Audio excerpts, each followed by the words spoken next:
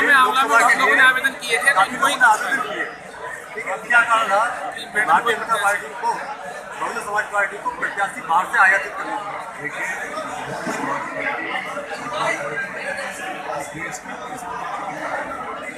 और बहुजन समाज पार्टी में जो भी होते हैं, बहुजन समाज पार्टी ऐसा चुनाव आता है तो अपने चयन करने का अधिकार देता है।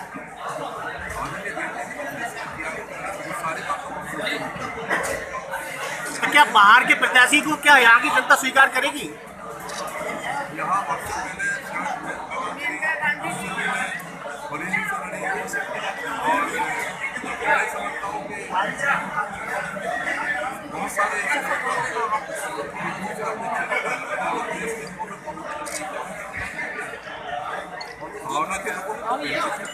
नहीं, लेकिन उन्होंने जिस अपेक्षा की थी, अपेक्षा पूरी नहीं हो पाई जनता की। वो लोग तो कभी आते भी नहीं है। तो एक आंवला की जनता का एक सवाल है आपसे।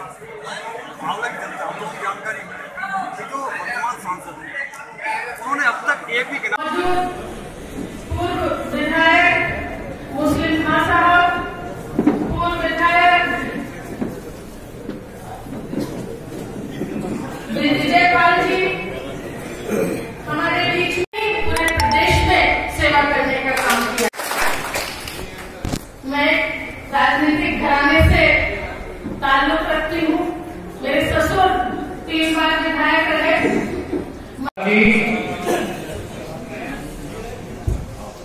मंच पर मौजूद कार्यक्रम के मुख्य अतिथि, देश की सबसे बड़ी पंचायत के सदस्य आदरणीय मुमताज साहब, उत्तर प्रदेश विधान परिषद के सदस्य रहे, दूसरे मुख्य अतिथि आदरणीय सुनील चित्तौड़ साहब,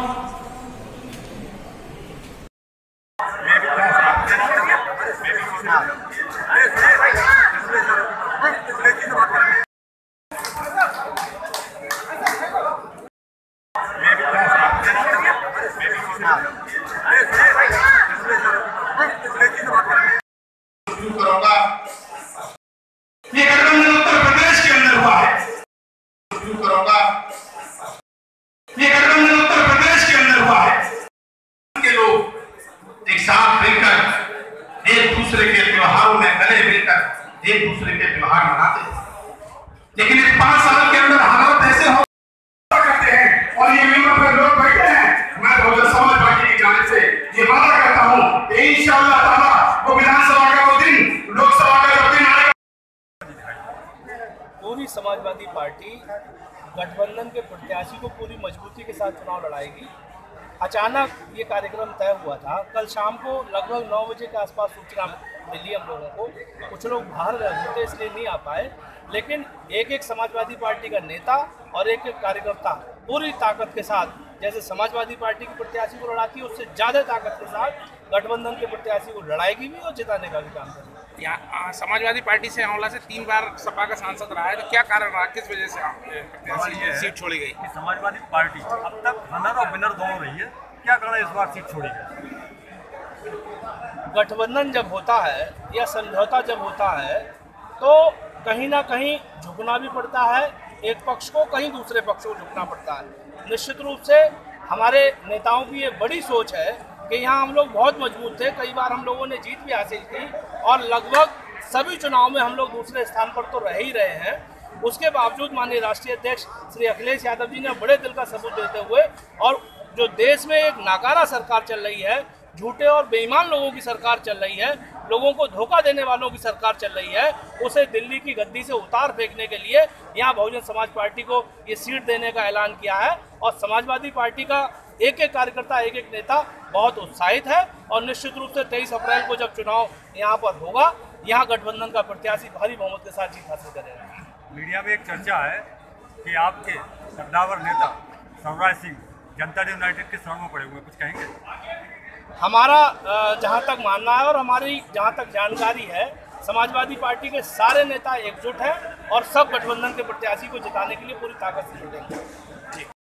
विकास की बात कही थी, तो आपके विकास को लेकर क्या योजनाएं आंवला चलती है? इसका इंतजार करो पहले। कोई तो एक मेन अब तक आंवला के लोगों की आप और कोई सवाल पूछ रहे हो? पूछिए। आंवला की बहुत लंबे समय से मांग रही है चीनी मिल, आंवला की बहुत बड़ी मांग रही है चीनी मिल। मेनका जी ने भी वायदा किया, वर्तमान सांसद अम्बेडकर साहब ने भी वायदा किया, लेकिन आंवला की जनता हमेशा ठगी गई।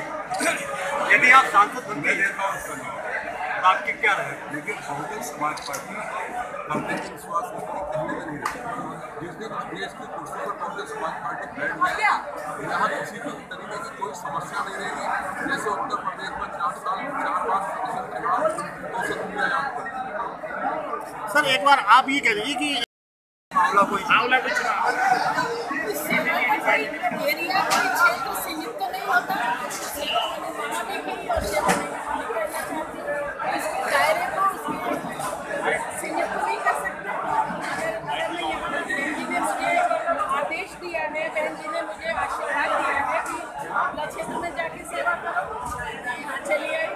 मुझे आंवला में क्या क्या प्राथमिकताएं रहेंगी आपकी क्या प्राथमिकताएं रहेंगी? देखिए जो भी यहाँ की परेशानियाँ होंगी, जो भी मुमकिन होगा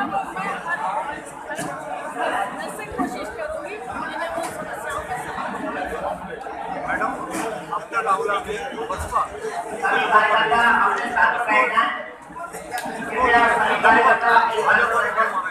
ऐसी स्थिति में आपकी क्या योजनाएं रहेंगी? पहली बात तो ये है कि हमारे राष्ट्रीय अध्यक्ष ने फिर उनकी जो नीतियाँ हैं, जो उनकी काम करने का जो उन्होंने रूपरेखा बनाई है, जो मैनिफेस्टो बनाया है, उसके अनुसार हम चुनाव में जाएंगे और काम विकास के आधार पर चुनाव मैदान में जाएंगे। मैडम एक सवाल ये है कि ये प्रतिशत है कि बरेली की समाजवादी पार्टी का संगठन लगभग टूटा हुआ था। राष्ट्रीय जिलाध्यक्ष मोदी वर्तमान और जो हमारे यहाँ पर संगठन है बहुजन समाज पार्टी का, वो भी लगभग हम लोगों का मानना है निष्क्रियता से।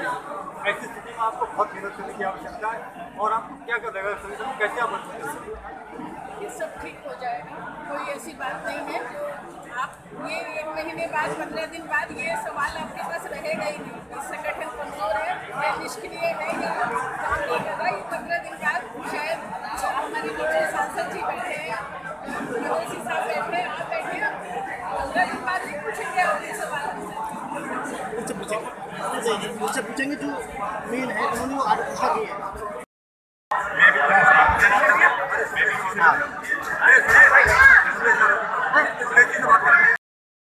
तुम्हारी मायावती जिंदाबाद, माननीय अखिलेश यादव जिंदाबाद, समाजवादी पार्टी जिंदाबाद, बहुजन समाज पार्टी जिंदाबाद, तुम्हारी मायावती जिंदाबाद।